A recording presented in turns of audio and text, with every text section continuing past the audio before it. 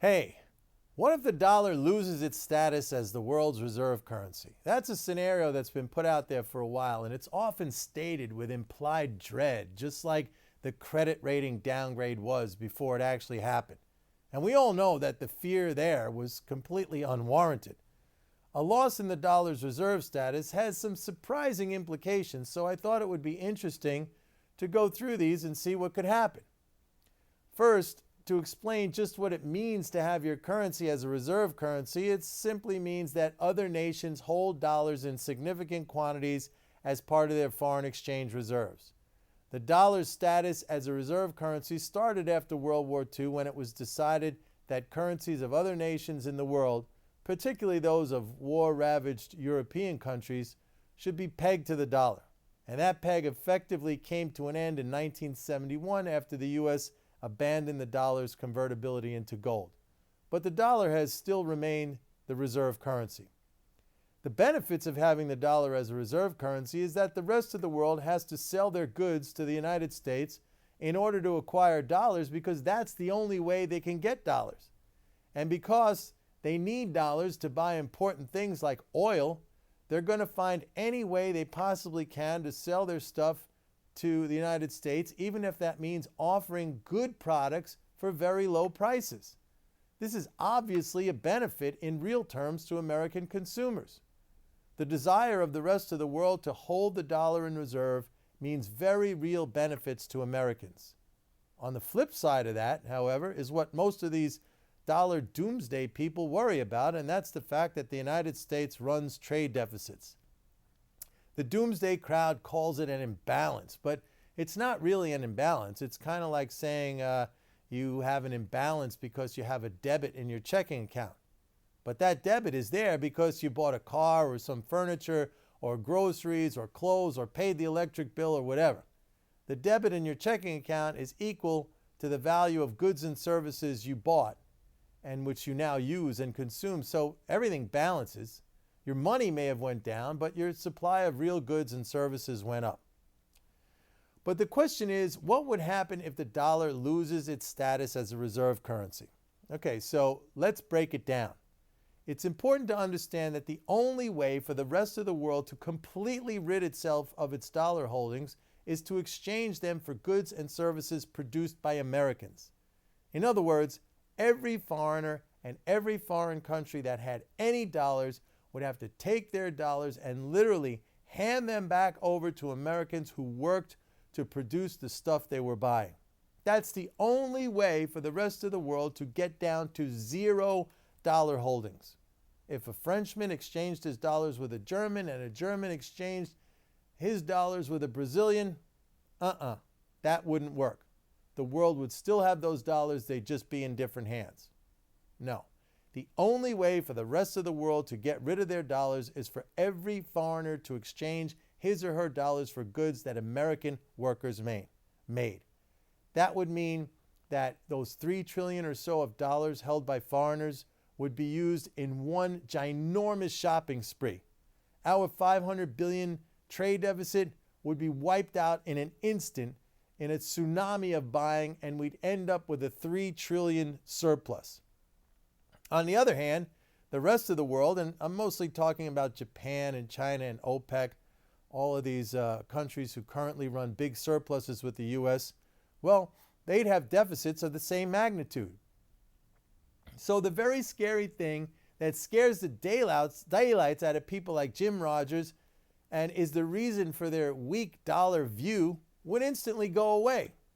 Moreover, all of these strong saver nations, well, they'd have deficits. So the question is, why then would the dollar be weak if it lost its reserve status? I guess they just haven't thought of that. The thing I haven't mentioned, though, is that while we Americans would get the dollars, the foreigners would get the goods, the real stuff. So they'd have more cars and clothes and TV sets and electronics and medicine and pretty much everything, or at least a large part of what we produce. They'd get the real stuff. They'd get the things that define a society's standard of living. So the question is, how is that necessarily good?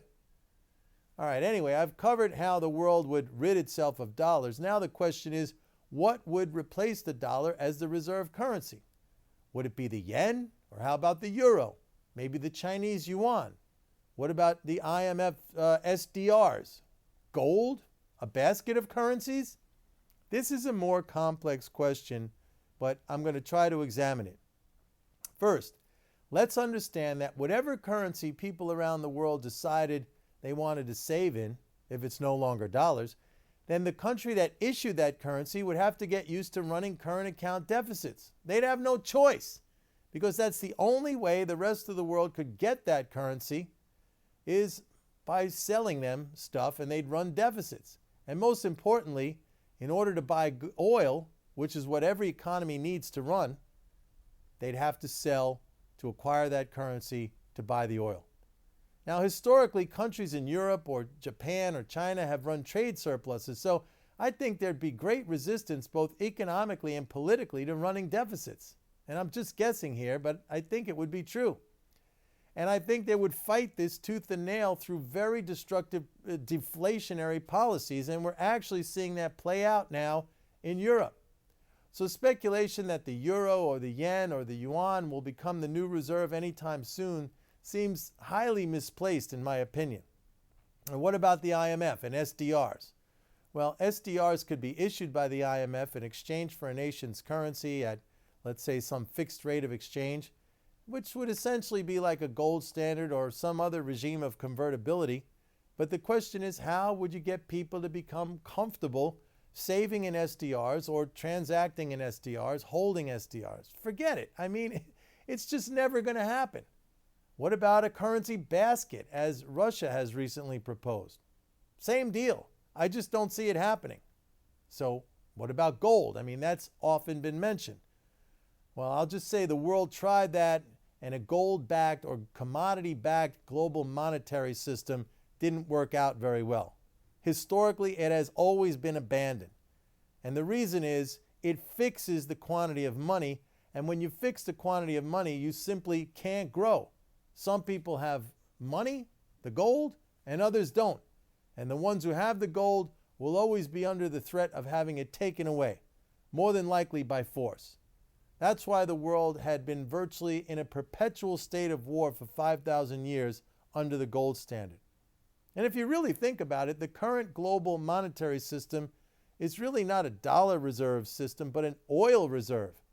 The dollar's reserve status is by far resting on the fact that oil producers, and by this I mean mainly the Saudis, accept only dollars for the payment of oil, and everyone needs oil to power their economies.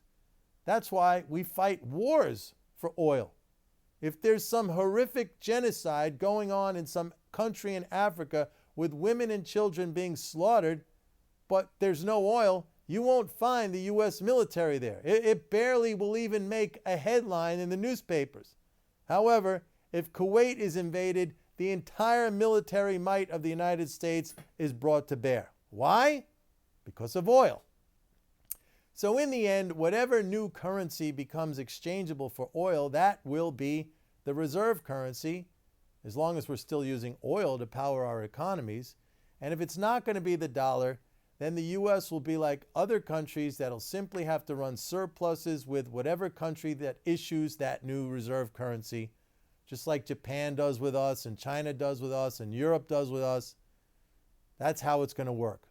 No big deal. Not so scary. Our only true loss would be the decline in our real terms of trade, and that's the stuff that we get now very, very cheaply because the world wants or needs to hold our dollars. Well, anyway, I hope that explains it. We'll probably get into it, or I'll get into it some more on another video. But for now, that's it. This is Mike Norman saying,